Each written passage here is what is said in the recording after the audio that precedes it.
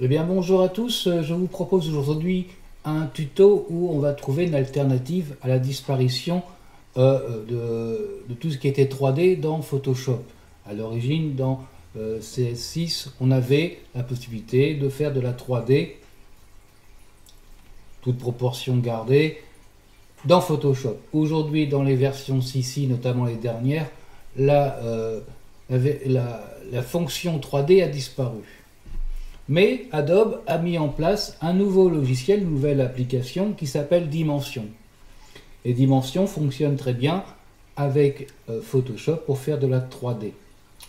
Donc nous avons ici au départ de notre exercice, où nous n'allons pas aller chercher la performance, mais juste la découverte de base de dimension par rapport à Photoshop. Nous avons une image de loup. Nous allons la détourer. Puis ensuite, on va créer un titrage en 3D, comme il se faisait avant dans Photoshop. Et pour finir, on va créer un mock-up, c'est-à-dire qu'on va mettre cette image sur une tasse, enfin sur une tasse à café, et on va l'intégrer dans une autre image pour avoir ceci. Donc notre gobelet de café avec notre image en mock-up avec notre titrage 3D intégré dans une scène. Bien, on va commencer tout de suite avec notre loup. Donc, fichier, ouvrir, on a notre image de loup. Donc, on va faire tout de suite le détourage. Ici, en cliquant sur cette icône, outil de sélection d'objets, je vais aller dans sélectionner un sujet, laisser travailler Photoshop. Ça prend quelques secondes. Donc, il m'a bien sélectionné le premier loup en avant-plan. Je vais faire sélectionner et masquer. J'ai donc ici dans propriétés toutes les propriétés du masquage. Je vais faire un petit peu de contour progressif. Un peu de décontamination de couleurs, même si ce n'est pas dans le cas présent extrêmement nécessaire. Et ici, dans sortie vert, je vais faire simplement un nouveau calque, puisque mon détourage me convient tout à fait. Nouveau calque. Et je réponds OK. Voilà, j'ai mon loup détouré. Je vais pouvoir l'enregistrer. Bien, une fois que j'ai fait mon loup, je peux fermer Photoshop, quitter, et ouvrir le nouveau logiciel dont je vous parle qui s'appelle Dimension. Voilà, je vais créer un nouveau fichier. Très bien. Je vais y intégrer mon image de loup et je la place en la glissant-déposant dans Dimension. Ici, j'ai dans les actions adapter à l'image, je vais faire adapter à l'image, OK. Voilà. Et je vais créer mon texte. Donc ici, dans les formes de base, eh ben, j'ai un texte avec le T représenté. Donc, par défaut, voilà, Lorem Ipsum. Je vais ici dans texte changer le texte en mettant par exemple sauvage. OK. Ici, j'ai des outils pour déplacer, enfin, bouger mon texte en haut, en bas. J'ai la possibilité aussi, donc, de changer la police, bien entendu. Voilà. J'ai la possibilité de changer les tailles, c'est comme là un outil texte classique, hein. Voilà, je peux changer la taille et je peux changer aussi la profondeur, c'est-à-dire mettre de la 3D. Redresser mon texte comme ça.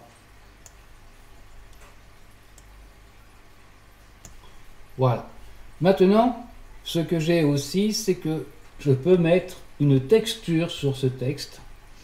Alors là, on va aller chercher une texture de glace. Voilà, que je place sur mon texte. Et mes textures, elles s'appliqueront sur les côtés, sur les faces, sur le biseau, sur l'arrière. Ici, j'ai les propriétés de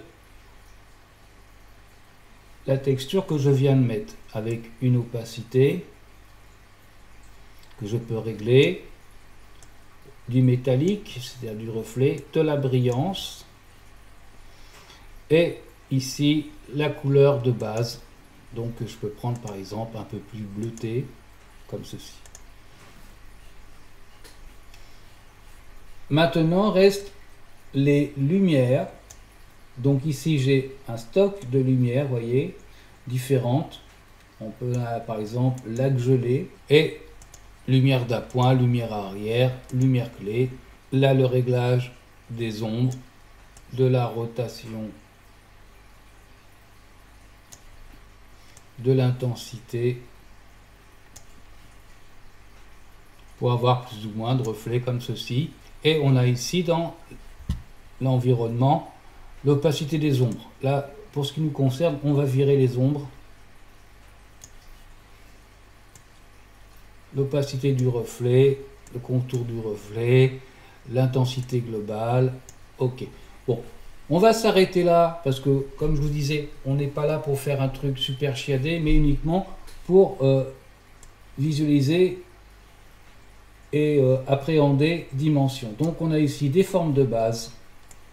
On a ici des objets, on y reviendra, puisqu'on va faire un gobelet de café. On a ici des textures.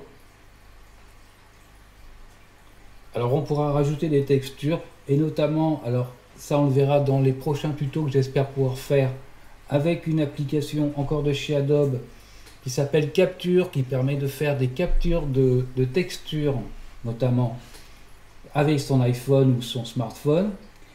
Là, les éclairages directionnels, et puis là, des arrière-plans. Bien. On va conserver ça. Une fois qu'on a fait ceci, on va aller ici dans Rendu. Et là, ici dans Rendu, on va donner un titre. Donc, on va appeler ça Lou et texte. OK. Vous voyez qu'on peut le mettre en PSD 16 bits ou en PNG, c'est-à-dire qu'on peut avoir les deux, ou l'un des deux. Et ici, on a le fichier de destination. Donc, on avait créé un fichier qui s'appelait présentation, qui est ici, sélectionner un dossier, voilà. Et je vais lancer mon rendu.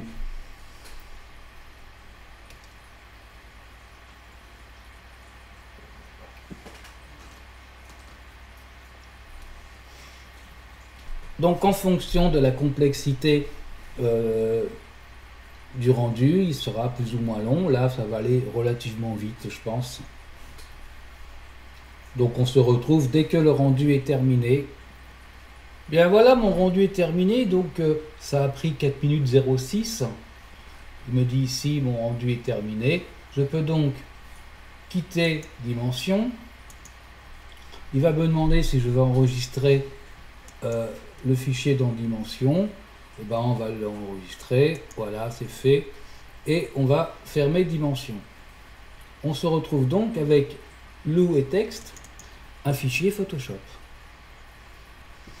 Voilà, je me retrouve dans Photoshop. J'ai ici mon Lou.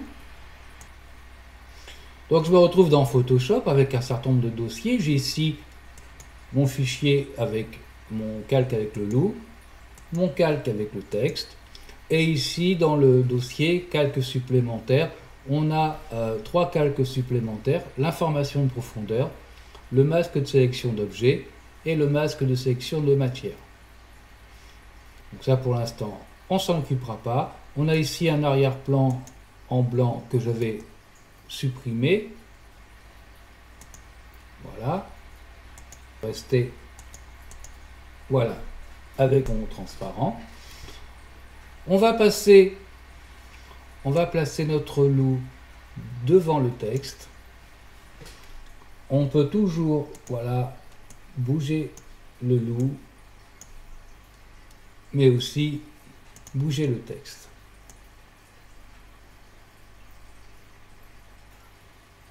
Décaler un peu comme ça.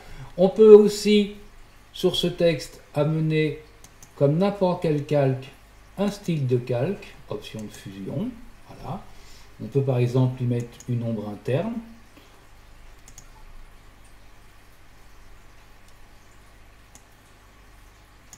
On peut lui mettre une ombre portée.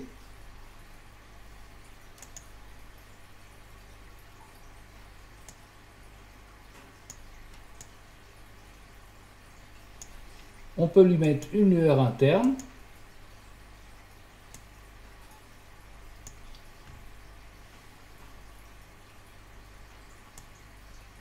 Comme ceci. Ok. Voilà. On peut tout faire en fin de compte. On a bien un texte 3D comme il existait avant dans l'ancienne version Photoshop. Je vais enregistrer mon image. Enregistrer. Et je vais faire fichier quitter. Je retourne dans Dimension. Je vais recréer un nouveau dossier, enfin fichier Dimension. Voilà. Créer nouveau. Cette fois-ci, je vais aller y mettre un gobelet de café. Voilà. OK. Et on voit que la tasse à café se décompose en deux parties, le couvercle et la tasse, qui va me permettre, si je prends le couvercle, de mettre une texture plastique. Donc dans tout ça, ici, on a du verre, du brillant, du mat, du métal. Et ici, on a par exemple du plastique. Voilà. Et on peut choisir la couleur du plastique. On va choisir une autre couleur. On va être sur une couleur pour le café, par exemple. On va prendre un couvercle un peu marron comme ceci. OK. OK. Maintenant, on va s'occuper, on revient ici, on va s'occuper de la tasse en elle-même. On va prendre une structure, une texture papier. Donc, papier, papier, papier, on a ceci. Voilà. On va la mettre avec une couleur un peu orangée comme ceci. OK. Froissement saleté, c'est pas là nécessaire. Et on va aller mettre notre image qu'on a travaillé, notre image de loup. Donc on va aller chercher notre image de loup, loup et texte. Voilà. Et on va la placer sur notre tasse comme un mock-up. À partir de ce moment-là, on a la possibilité de le déplacer, comme ceci. On a la possibilité de le mettre un tout petit peu de brillance avec métallique. Et on a une échelle ici pour l'agrandir si on veut l'agrandir. Comme ceci. Voilà, on a fait un mock-up en l'espace de très peu de temps. Bien. Et bien maintenant, notre mock-up, notre gobelet de café, on va le placer dans une image. Donc je vais chercher une image avec une scène, avec une table. Et on va aller chercher une image commerciale d'une scène avec une table. OK. Bien, on a notre pot à café posé sur la table. Bien entendu, il est beaucoup trop gros. Ici, nous avons des outils qui nous permettent de bouger notre tasse à café. Et on va le placer comme ceci. Bien. On va aller chercher maintenant un éclairage pour que notre tasse s'intègre bien au niveau de la lumière dans notre image. Donc, on est ici dans la luminosité de l'environnement. On va coloriser avec un petit peu le côté, voilà, de la couleur de la table. On a une intensité, on va la réduire un petit peu. OK. Éclairage directionnel. Ici, on a la rotation la rotation de la lumière. On voit que les ombres des choses qui sont sur la table sont plutôt vers la gauche. On a une hauteur qui permet la taille de l'ombre. Et on a une intensité qui va nous permettre, comme ceci, de réduire un petit peu. Et en hauteur, on va réduire un petit peu la taille de notre environnement. Ici, je reviens sur environnement. Intensité globale. Pas trop. Opacité des ombres, on va réduire l'opacité des ombres, voilà, comme ceci. On aura des difficultés à obtenir la même opacité que celle-ci, mais là c'est juste pour une démonstration. Donc là on a bien posé, on a bien réalisé un mock-up très rapidement, on a fait un texte 3D au départ avec une image, on a ensuite intégré ce mock-up dans un environnement à partir d'une image de fond. Bien voilà ce que permet de faire Dimension avec Photoshop. Bien reste plus qu'à avoir un rendu. On va faire donc un rendu. Je vais baisser encore l'opacité de l'ombre, voilà comme ceci, et je vais faire un rendu. Un rendu en qualité élevée. Et là je vais écrire donc gobelet sur table. Voilà. Toujours pareil, on va créer un PSD et un PNG et on va lui dire de le mettre dans notre dossier présentation. Donc là, on va laisser travailler Dimension, ça va prendre encore 1 minute ou 2 et ce sera fini. Et bien voilà, nous avons terminé notre mock-up, il est installé sur la table. On pourrait retravailler un peu les ombres qui sont peut-être un peu faibles. Et ça, c'est à force de travailler avec Dimension qu'on arrivera à finaliser et optimiser les choses. On peut toujours revenir de toute façon dans Dimension à partir de conception et retravailler notre ombre. Et bien voilà, notre gobelet est sur la table. Et bien voilà qui termine la première approche de Dimension et Photoshop pour faire de la 3D.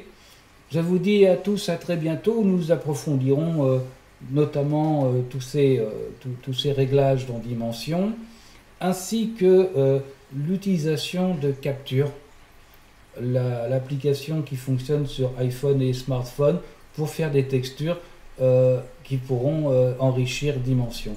Je vous dis à tous à très bientôt, salut!